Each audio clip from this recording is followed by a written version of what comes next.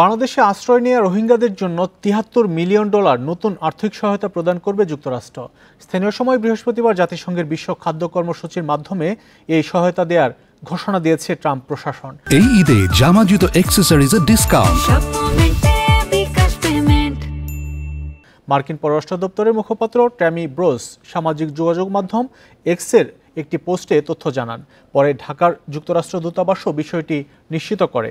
X পোস্টে Tammy bros জানান, কর্মসূচির মাধ্যমে 10 লাখের বেশি মানুষের জন্য অত্যন্ত প্রয়োজনীয় খাদ্য ও পুষ্টি সহায়তা প্রদান করা হবে। বোঝা ভাগ করে নিতে এ ধরনের জীবন রক্ষাকারী সহায়তা গুরুত্বপূর্ণ। রোহিঙ্গাদের সবচেয়ে বেশি সাহায্যকারী দেশ যুক্তরাষ্ট্র। মার্কিন পররাষ্ট্র দপ্তরের তথ্য অনুযায়ী 2017 সাল থেকে ওয়াশিংটন প্রায় $2.4 বিলিয়ন দিয়েছে। গত 14 মার্চ জাতিসংঘের মহাসচিব অ্যান্তোনিও গুতেরেস বাংলাদেশের রোহিঙ্গা শিবির পরিদর্শন করেন।